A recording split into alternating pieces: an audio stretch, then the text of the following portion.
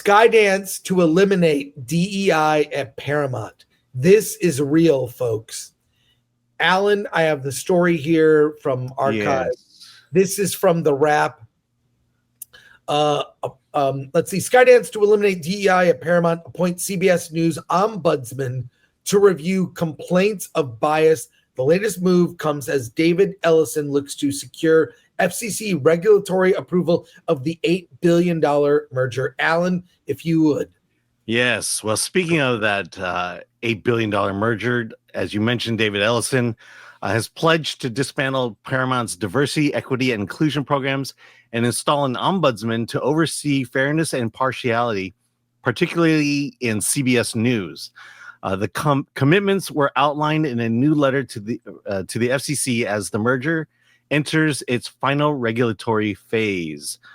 In its filings, Skydance promised that Paramount's new management will ensure that the company's array of news and entertainment embodies a diversity of viewpoints across a political and ideological spectrum.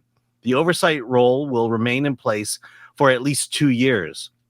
Skydance's biggest and most controversial move involves the elimination of Paramount's DEI infrastructure. The company said that it will no longer set gender, race, or ethnic-based hiring goals, remove all DEI language from compensation plans, drop spending requirements for diverse suppliers, and eliminate DEI messaging from internal materials and public-facing content. The Office of Global Inclusion is being shut down entirely, with all former DEI responsibilities folded into a human resources-led focus on employee culture and engagement.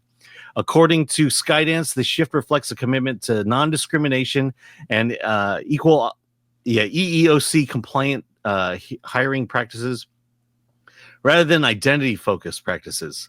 Skydance does not currently have any DEI programs in place and will not implement such initiatives in the future, the letter emphasized. These actions follow pressures from conservative advocacy groups like Center for American Rights, which praise the shift as a win for consumers. Well, look, I always have believed in the meritocracy. I think the people that are the best at their job, I don't care what gender, sexuality, or racial identity. I think all of that is stupid. Hire the best person. How do you think you got your job, Alan? Yes, because of my culture. No, it was because melanin level. Your hard work. If you read the Film Threat website, which I strongly recommend, check on it a couple times a week, you will see Alan's name almost daily on a review. He is incredibly prolific, knows indie film, and earned that position. I think every year I just kept changing your title. Do you remember? Yeah. Way back, like 7 years ago, and it was just like, all right, fine, editor-in-chief. That's it. You're the top dog. Yeah, and I find out during award this on top. Oh yeah, of that's right. Structure. That's right. I turned it Is that at the parking this. structure? I'm like, welcome, editor-in-chief Alan Ng, and you're like, wait, that's the wrong title. Like, oh no, wait, I got a raise. I got a promotion. Like, no, I funny. didn't get a raise. I got a promotion. Yes, well, it's almost as good as a raise. But no, I believe in all of that. Like throughout the history of Film Threat, I just hire people that are passionate, can write solid reviews, and know their stuff, and that goes across. It's just you hire writers now. You're in charge of the writers on the site. You know that, right? Like you deal with this. Yeah. 69. Yeah, that's right. I handle the writers now and not you. Well, but also like we hire writers. We do like diversity of expertise. We have some writers that know, documentaries, some writers that know horror. We have one writer that loves Michael Talbot Haynes, loves music.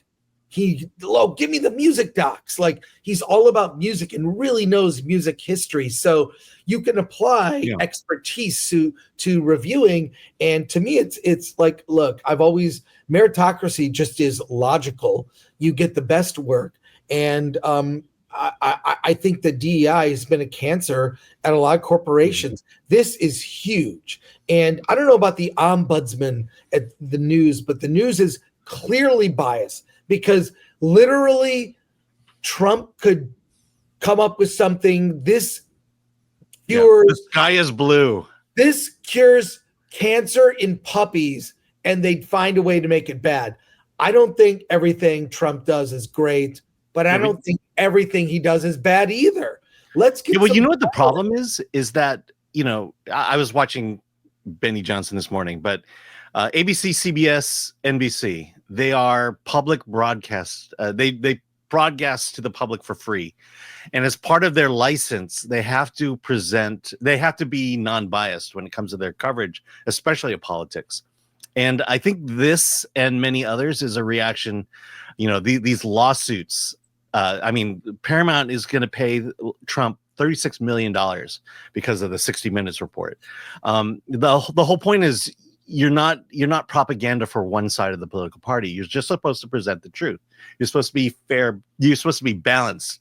You give 10 minutes to Kamala, you give 10 minutes to Trump.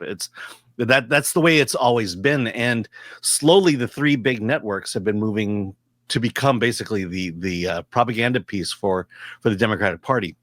Sorry to get political.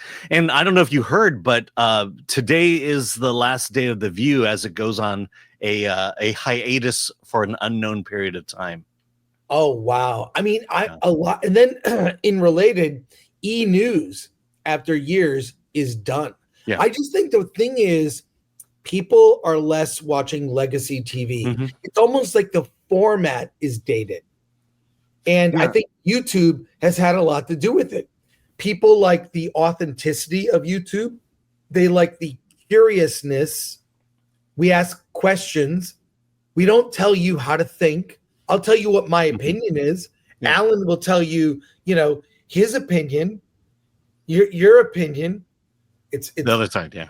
Yeah, exactly. Tell you your opinion, but we don't tell you how to think. You draw your own conclusion after hearing both of our sides on we disagreed about Fantastic Four. That's fine. Make up your own mind. Mm-hmm. But legacy media, there's something in it because of the internet, because of YouTube, that people have these old formats don't work. Mm-hmm. The View is not working. There's even a new show on YouTube that I tried to watch that's sort of The View, but it's like both sides, and it's not great. It's not great. But to me, the news always should have been just present the facts and let us decide. You can have pundits on to discuss, the right and the left, but when it comes to a story, it should not be clouded or jaded for one party or the other. It's just present the facts and let us come to our own conclusions. It's not so hard. It's not so hard to do.